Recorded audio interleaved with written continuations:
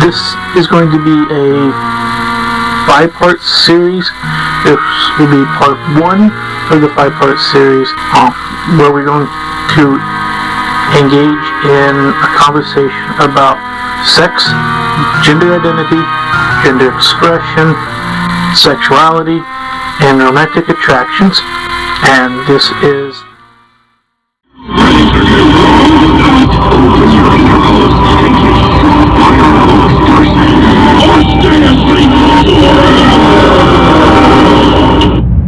Why are humans so complicated?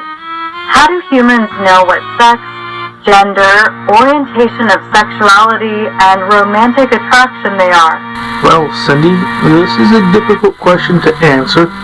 The best way I can answer that is by looking at the resources that other people have done. This is the Gingerbread Person version 4.0.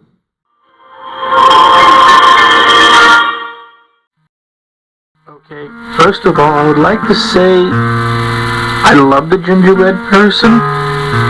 However, I have some issues with edition here, mainly of the obvious binary restrictions they are working under. But all in all, it's still a pretty good attempt, even though it's their 4th attempt. While we go through this poster, I will make corrections and the attempts to read out the binary so that the non-binary are better seen. In full disclosure here, I am not a part of the creation team of the Gingerbread Person poster.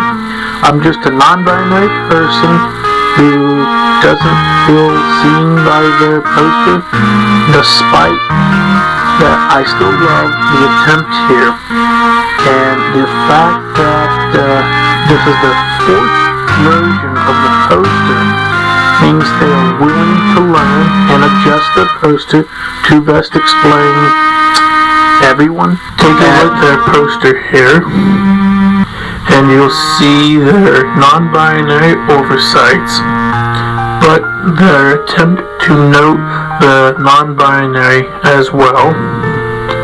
Now, this is where you get the acronyms of AFAB, assigned female at birth, AMAB, assigned male at birth, ABAB, assigned intersex at birth. Here is where I have the issue with this chart as it pertains to the binary handcuffing, in that it is still focusing on only 2 things, female and male. Then they have added "ness" to the backside as to say appears as the likeness of. Here will be where I make the adjustments at, by crossing the 2 scales to be more inclusive of the intersex or intersexness people, otherwise known as androgynous people. Okay, Danielle, are we going to go over the whole poster? I thought we were only going to go over the first part of the poster. One sec. If we are trying to go over the whole poster, it will probably take 3 hours. So we're going to break it down into 30, 40 minutes or whatever. Maybe an hour. Some of these might get to an hour. Last time I did it all at once with people, it took me 3 hours. So that's how I know it takes 3 hours.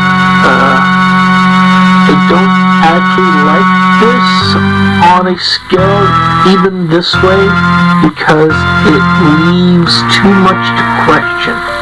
So I came up with my own way of noting the different sexes known as humanity. I have found 6 sexes, and these are how I will list them or illustrate. The first thing we must note is that cis, when talking about one sex, means to have not changed. So these sexes here would be the cis sexes, but if an intersex person has not changed or have had their sex altered, then they too will be a cis sex because they haven't changed their sex from their original sex, making these three sexes here all cis sexes. Second thing we must note is that trans, when talking about one's sex, means to have changed.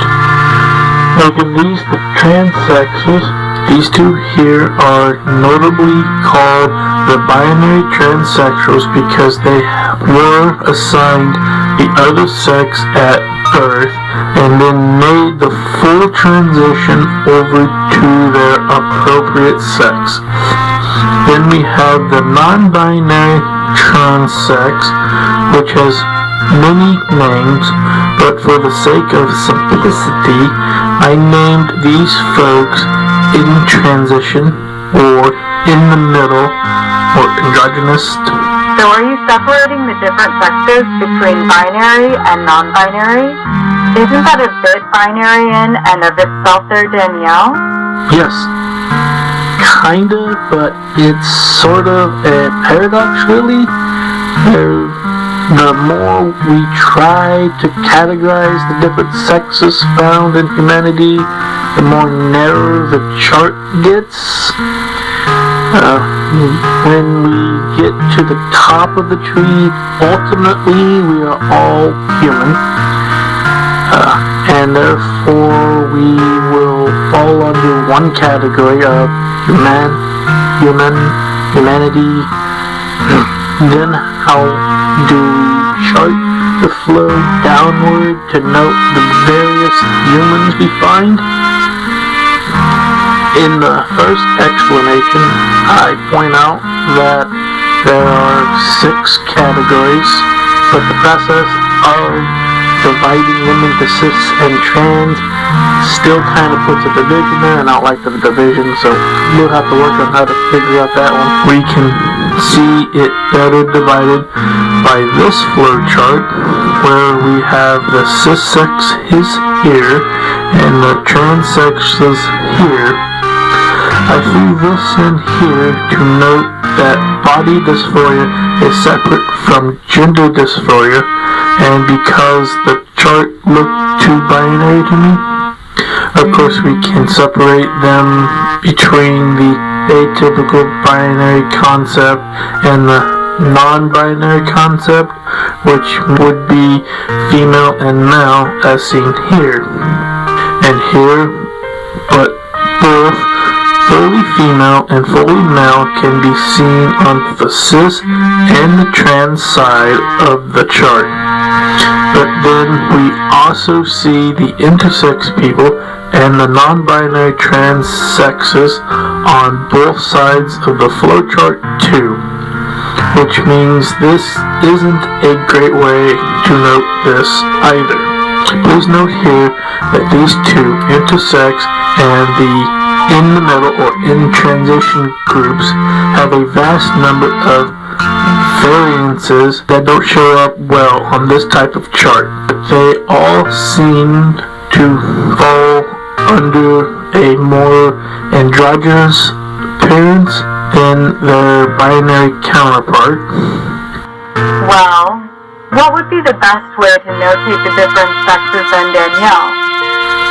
Well, that one was a bit difficult, but I think the best way to notate the different sexes would be to draw them out like this. As we can see here on this sort of overview of a pyramid of the sexes, each triangle we have either male, female, intersex, or trans non-binary. Also on this we have the male individuals on one side and the female individuals on the other side, noting that cis and trans are equal to each other.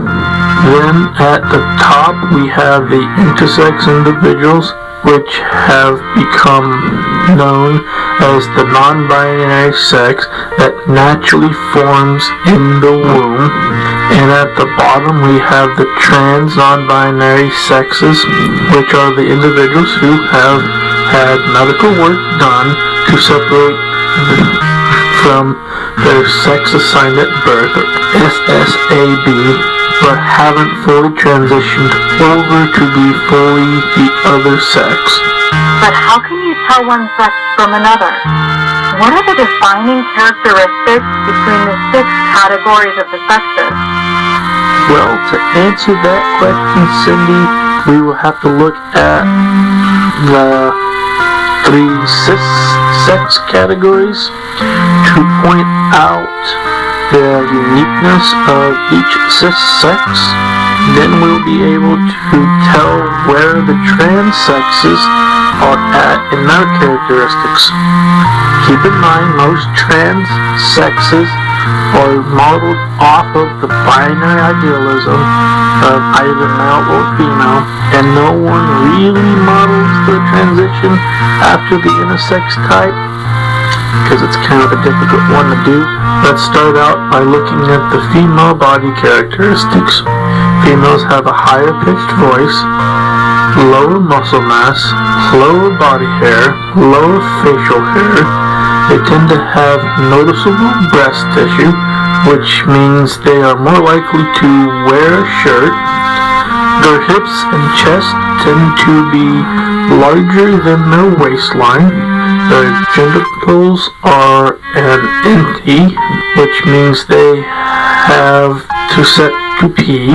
Their hands and feet tend to be smaller than males or intersex hands and feet. Their legs tend to make up more of their height, being somewhere between 50% and 60% of their overall height. If they are able to have children, they will most likely carry the child in their womb. Please note that some cis-sex females are not capable of having children, and some trans-sex females could have had children before transitioning. However, it should be noted that this characteristic is based on the individual's ability to produce an embryo or an egg, but it shouldn't be the end-all defining characteristics of a female. So then, what are the characteristics of a male? I'm getting there, Cindy. Here we have the male characteristics. They tend to have a lower pitched voice, a higher muscle mass, higher body hair, higher facial hair. They tend to not have any noticeable breast tissue, which means they are more likely to take off their shirt. Their chest, waist, and hips are generally about the same in measurement. Their hands and feet tend to be larger than females and intersex hands and feet. Their genitals are an outie, which means they can stand up and pee. Their legs tend to be shorter than females, generally making up only 50% to 55% of their overall height. Males are often referred to as baby makers because it generally requires the seed of a male to fertilize the embryos or the egg of a female. However, this isn't to say that a trans male wouldn't still be able to produce an embryo. This doesn't make them less of a man. It simply means they haven't or don't want to get the ability to produce an embryo removed yet. Okay, then what are the characteristics of an intersex person then? That one was a bit more diverse. An intersex person on a medical overview is between the male and female characteristics. They can have the characteristics of either a female or a male at the same time. Being intersex is mainly discovered through a DNA test. Some intersex people can be visibly different at birth, thus assigned intersex at birth, acronym from earlier. Other intersex people won't become visible until they reach puberty. Most intersex people will never know they are intersex because it generally takes a DNA test to know. Intersex people are more common than red hair, which only makes up 2% of the global population. So does that mean they can change their hair color? I can do that. See? No, Cindy, that is not what intersex is, nor non-binary. It's more along the genetics. The thought is more along one's chromosomes and other chemistry in the body. Everyone knows about the two primary sex chromosomes, X and Y. What they often forget about is the alpha, beta, gamma effects of chromosomes and hormones and the chemicals that creates different traits. Now, for full disclosure here, this next bit are genetic charts that are designed more on the physical traits than the chromosome traits. However, a lot of this is actual chromosome sequencing. There was just a lot of sources online, and it all was hard to separate the physical traits and the chromosome sequencing. So when you see a Y, that's not necessarily saying it's a Y chromosome. It's more in line with, it's more pertaining to a male characteristic than a female characteristic. And then the X would be the female characteristics. They don't have a chromosome for intersex. Intersex is a combination of the two. We'll get there. So what I did here was make this. This is my attempt to separate the physical traits and the chromosome sequencing.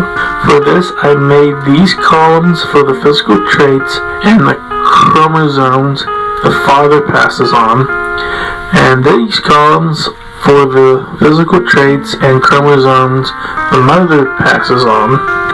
Now let's look at the physical traits and how they work. Physical traits combined with the appearance of form of a sex will create one's sex. Physical traits are not chromosomes. This chart is to represent the physical traits inherited by your parents. So you have your maternal column here, which will be marked with X's and give you female traits. And this column, which will be marked with Y's, which will give you your paternal traits or your male traits. So your mother's trait's going to go down, your father's trait's going to go across and create your androgynous line.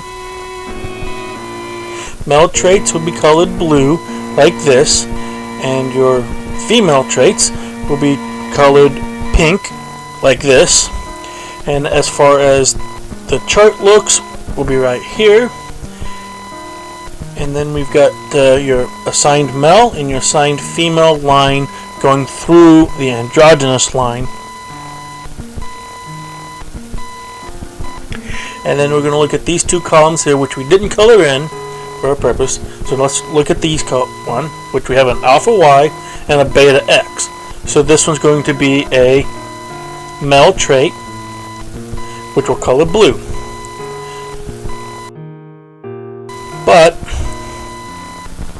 because it's on the other side of the androgynous line, this person will actually be assigned female at birth, because they are actually of assigned female at birth, which would make this one, which has a beta Y and an alpha X, a female trait, which is colored pink, but again, it is on the other side of the androgynous line, so this person would be considered male, assigned male at birth, because they are actually of assigned male at birth. So now you have a male trait and a female trait on the other side of the androgynous line and the assigned male and female line, which means that everyone has at least one trait of the opposite color or trait. However, you can only have one trait on this chart, but not meant to be used on the whole body, but rather the regions of the body. Pause. What about the alpha, beta, and gamma traits? Where do they come in here, and what are they? Alpha traits are more commonly referred to as primary sex traits. These are the traits that are the main characteristics everyone sees. We'll follow these lines right here, which will be indistinguishable or androgynous, appearing as one but actually being of the other characteristics, your kind of noticeable but not very noticeable characteristics, and then your obviously noticeable characteristics. Beta traits are more likely referred to as secondary traits. These are traits that are subtle but can easily be noticed on a second look. Follow these lines right here, and you have your appearing as one but being of the other traits, your indistinguishable or androgynous trait, your mostly clear but not very clear, and then your obviously clear traits, which leads us into the birth traits, which are traits that you'll get at birth from both parents, which will be these four squares right here on the chart. And you'll have your male trait, but that trait is assigned female at birth. And then you have your female trait, but that trait is assigned male at birth. And then you have your androgynous line here, which this trait here could be an androgynous male trait because it borders blue, and this one could be an androgynous male trait because it also borders the blue. But this one and this one can be both androgynous female traits because they both border a male and female, as we demonstrate here. This is why this is the androgynous line, or androgynous traits, which means that both of these can be either assigned female at birth and or assigned male at birth, and only through puberty will both features come out. And if you're looking for a good source, this is a good source on puberty, on how that works. Gamma active traits are traits that are not noticeable at birth, but will become noticeable once the individual reaches puberty, such as voice pitch and muscle mass, which will follow these lines right here. Obviously clear, mostly clear, indistinguishable or androgynous, and appearing as one but being of the other traits. And these will be your adolescent traits or traits that you get while going through puberty. Gamma dormant traits are not noticed at birth, nor will come through at puberty, but these traits could become active and come through at any time in life, usually when their body undergoes a natural shift in hormones. As you can see here, there are many different levels and phases that one goes through in their lifetime on hormone levels and changes. And sorry I couldn't find any intersex examples, but this is your cis female and your cis male examples, which they'll follow this line right here, which will be your balance or your baseline hormone levels, and then you're within range but still good, and then you're below average, and then you have your no hormone level or your androgynous characteristics, and these are your hormonal changes traits. If you add in the adolescent traits, you will make the last two groups your hormonal traits. Now let's look into the chromosomes and how they work. Video where you can look at how the chromosomes work. You could check out this video right here. They did a great job. Chromosomes and how they affect your physical traits. The AFAB assigned female at birth, which we see right here in this chart. These individuals are generally someone who gets an X chromosome from their mother and an X chromosome from their father, which is where we get the binary XX for female chromosomes. This is where we get the basic female cis traits. Of course, we're not talking about traits anymore, we're talking about chromosomes. If you're talking about physical traits, they would actually be androgynous traits, as we've seen on this chart before, because they'd fall on the androgynous line. We're talking about chromosomes. These would possibly be the intersex chromosome sequence. But either way, chromosomes and or hormones, we will still get 16 variations of female. This doesn't change with the AMAB.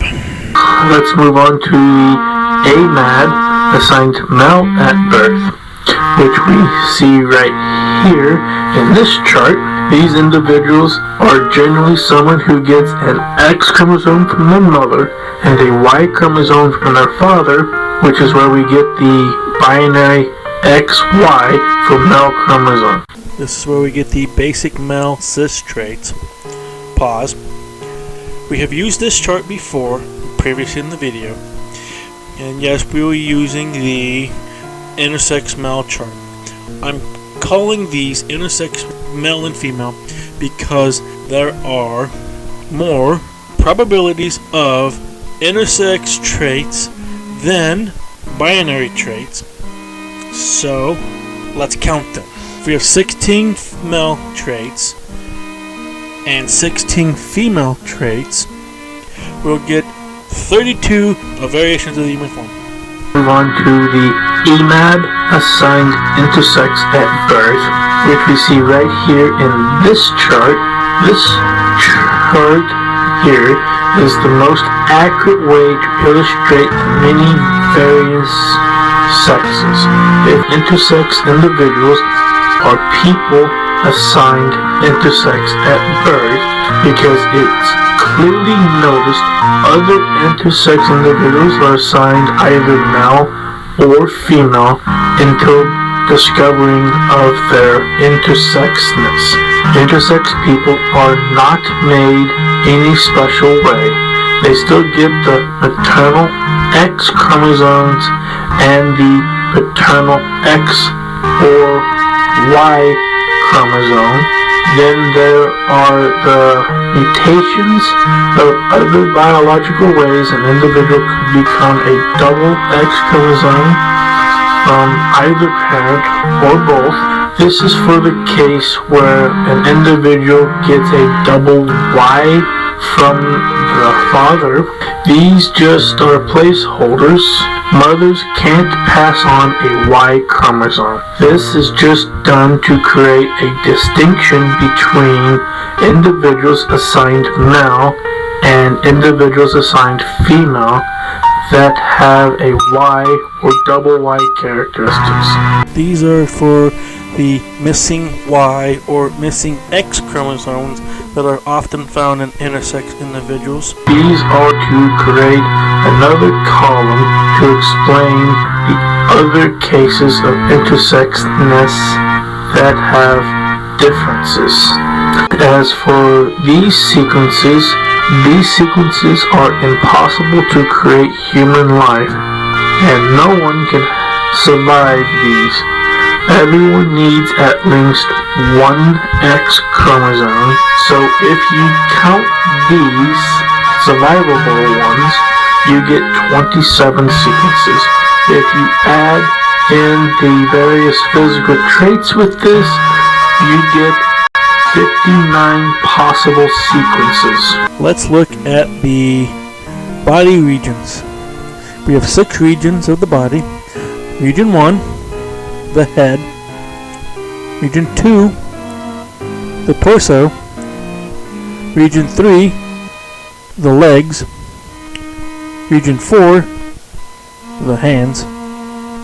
Region 5, the feet. Region 6, the arms. These are your regions of binary traits. We have 6 for the male. 16 times 6 equals 96 male traits. And we have 6 regions for the females, which means we have 16 times 6 equals another 96 female traits. Add them together, that's 192 variations of the regions of binary traits. If we look at the androgynous traits and or intersex traits, maybe, the androgynous traits times 6 for the body regions equals 162 variations. Let's look at the probabilities of the human form. Probability formula below. Let's plug in these numbers. 16 times 6 plus 16 times 6 plus 27 times 6 equals 354 traits. How does traits get tagged as male, female, and androgynous? As it pertains to male traits, female traits, or androgynous traits, it is mostly through culture. However, a female trait are traits that are atypically associated with being of a female form. A male trait are traits that are atypically associated with being of a male form. Androgynous traits are traits that are not distinguishable to being either male or female forms or traits. Androgynous versus intersex. As it refers to androgyny, it is a blending of female and male traits in one body. As to where intersex is a blending of one's sex chromosomes and sex characteristics. The two are not interchangeable with each other, nor an indicator of their sex chromosomes. An androgynous appearance can be an indicator of a variation in an individual's hormone production, but an androgynous person could discover they are intersex through looking into their sex chromosomes, but no more than an anonymally presenting male or female person will, meaning the two are not synonymous with each other. So, where transgender people come from? It sounds like this would be prime territory for transgender people to be cultivated in. No, Cindy. Transgenderism is something else. This is not to say that intersex people can't be transgender. Transgender is still where someone has changed their sex from what they were assigned at birth. I don't understand how intersex people are not transgender people from birth. How does transgender people come about? Please make this make sense. We already went over that. However, the basic genetic sequence and physical traits can be indicators on how someone can be intersex, not necessarily meaning that they are intersex. Now let's look into the transgender people, specifically the transsexual transgender people, more specifically the non-binary transsexual people. These people who start transitioning but will not go all the way to becoming the other sex by choice. The difference here would be their hormone levels, whereas intersex people are more aligned with DNA and their chromosomes. The theory behind the transsexual transgenders would be something they're calling a hormone launch in the womb. This explains the binary transsexual individuals a little bit better, but for the non-binary transsexuals, that's still under studies, and I'm trying to figure that one out. They're working on the reason why one would have some work done, but not to become closer to another sex, but never actually become fully the other sex. So I can't explain this one, mainly because the smart people can't explain this one. So for now, we're just going to call it non-conforming theory and move it over into the gender identities and gender expressions. So that's where they put them. Atypical transgender are associated with the binary or cis sexes of male to female or female to male.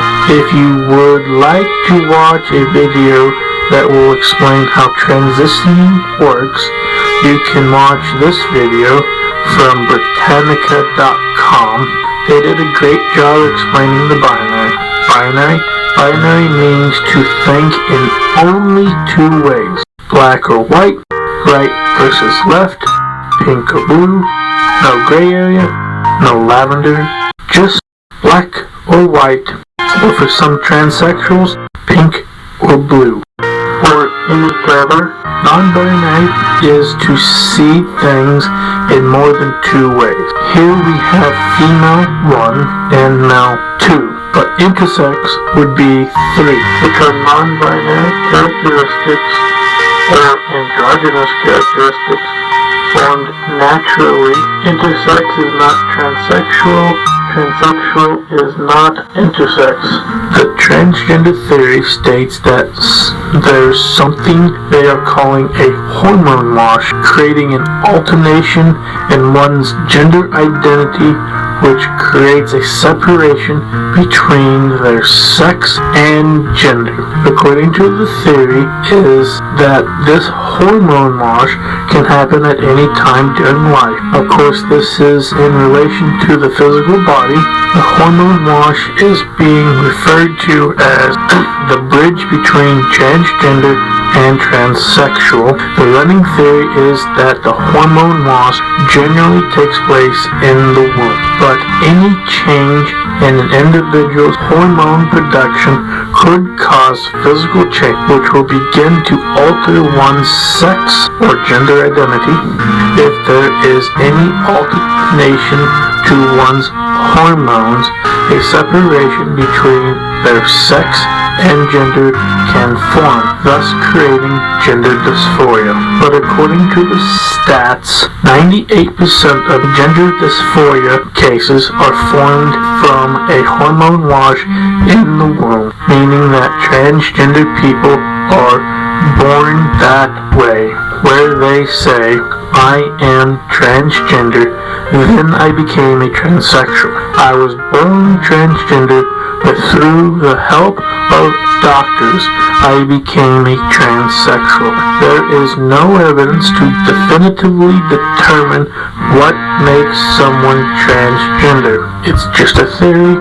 Not all transgender will become transsexuals. Some transgender people are perfectly happy just expressing as another gender or genders. Transgender will become transsexuals only when the separation between their sex and gender is too great. This separation is called gender dysphoria. Here is the running list of symptoms of gender dysphoria.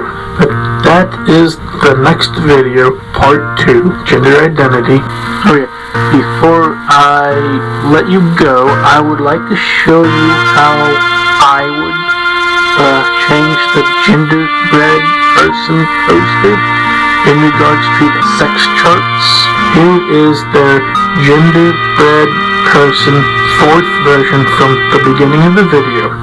I would at least add a 3rd scale and call it an androgynous or intersexness, and down here I would add a 3rd scale where I would call it androgyny and or othering and or non-binary people. If you would like to continue your research on the topic, you could check out this video and read the books they refer to in the video, all of them.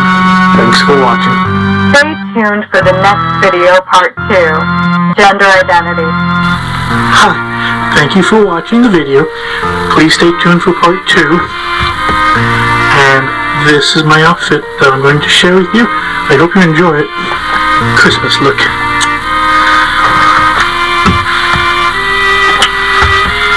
Alright, I'm gonna do a turn. Don't judge me on the back. I don't know what it looks like. Wait. Okay. Bring this up.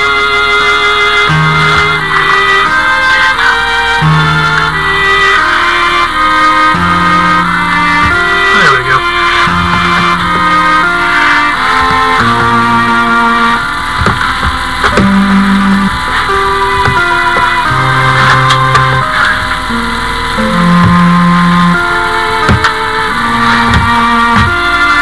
I have to throw a little bit of me in it, so this is me. I forgot to plug my books. These are my books. That one's the newest one. That's the second newest one. Okay, let's see. Looking cameras. Alright, so these are my books. So these are my books. This is the first part of my life. This is a transitional period in my life. This is the second portion of my life. And then these are just a couple of in particular textbooks on a particular lifestyle. And then you got some of the novels. And then you got the novel that I wrote. And a glossary I wrote. I'll put the link in the descriptions below. And yeah, so I'm right here, by the way.